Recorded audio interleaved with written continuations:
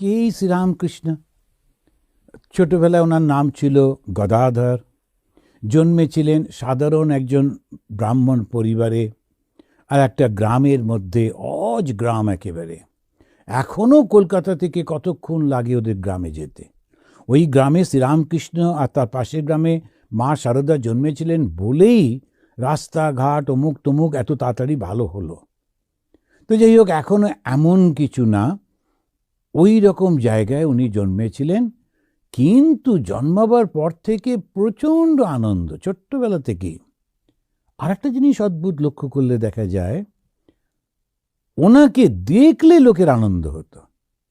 ওই ছোট্ট বাচ্চা গদায় ছুটে বেড়াচ্ছে, খেলা করছে এখানে ওখানে, তা আশেপাশের সব মহিলারা ওনার ওই জীবনীতে পাওয়া যায়, তারা কাজকর্ম শেষ করে দিনের শেষে যখন বাড়ি ফিরত, তখন ওদের বাড়িতে এসে, ওই চাটুর্যদের বাড়ি, চট্টোপাধ্যায়দের বাড়ি, তাদের বাড়িতে এসে বলতো হচ্ছে, গদাই কোথায় গেল? গদাইয়ের মা, শ্রীরামকৃষ্ণদেবের মাকে জিজ্ঞেস করতো, ওকে না দেখলে ঠিক দিনটা সম্পূর্ণ হয় না, আনন্দ হয় না। এবারে গদাইকে একটু কোলে নিল, একটু আদর করলো, তারপরে মহিলারা বাড়ি যাচ্ছেন, ওদের খুব ভালো লাগছে।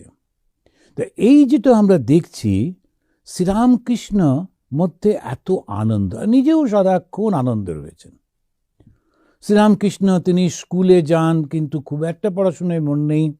তিনি গল্প করছেন, তারপরে খেলা করছেন, আর ওই নানান রকমের ড্রামা করছেন বন্ধুদের নিয়ে, ওই মানিক রাজার আম্রকাননে, এই সমস্ত আমরা পড়েছি।